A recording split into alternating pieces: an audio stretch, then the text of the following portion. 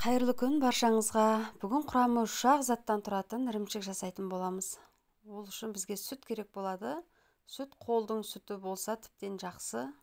Ол жоқ болған жағдайда 2,5 немесе 3,2% магазиннің сүтін қолдансаңыздар болады. Ыдысымызға құйып аламыз 1,5 литр сүтті. Отқа қойып пысқанын күтеміз. Оған дейін қоспамызды дайындап аламыз. 3 жұмыртқа және оған 3 ас қасық қаймақ қосамыз. 15 немесе одан да жоғары процент жарайды. Жақсылап араластырып массамызды дайындап аламыз. Сүтімізді қайнатпаймыз, тек пісіп, енді қайнауға жақындаған кезде осы массамызды құйып аламыз. Құйып жақсылап араластырамыз. Мінекей сүтіміз дайын болып қалған екен. Дайындап алған массамызды біртіндеп құямыз. Құйғаннан кейін сүтіміз іртіктеліп ірей бастайды. Тоқтаусыз араластырып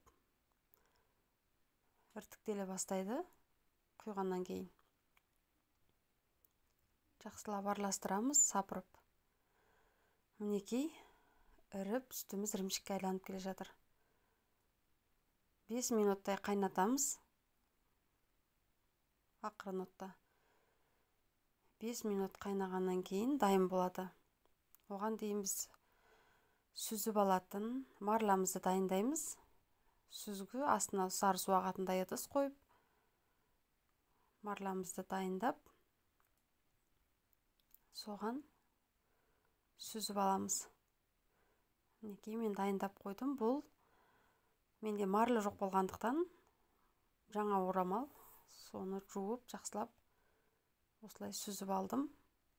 Өз қалауларыңыз бойынша мата ұстасаңыздар да, марлы ұстасаңыздар да болады. Барлық ірімшіктерді осылай салып аламыз. Салып жақсылап басып, үстінен суын, сары суын ағызамыз әбден. Басып, суларын ағызып, қаттығып отырып байлаймыз. Ыстық, абайлаңыздар, бұл жерде ыстық болып тұрады. Қаттырақ байлап, айландырып, сары суын бәрін сорғытамыз, шама бар. Міне, дайын болды. Суын бәрін сорғытып, астына су ағатындай ыдыс қойып, сеткамызбен осылай үстінен ауыр затпен бастырып қоямыз. 5-6 сағатқа тұру керек кем дегенде. Мен түнде істедім. Таңға дейін тұрды. Мінекей таңғы асқа қазір турап көреміз. Өте тамаша болып шықты. Балаларға қатты ұнады әсіресе. Ортасы бәрі нығыз, тамаша, жұмсақ болып шықты. Дәмі де ерекше. Тек пиццаға келмейді, басқа тағамдарға қолдануға болады. Балалар өте ұнатып жеді.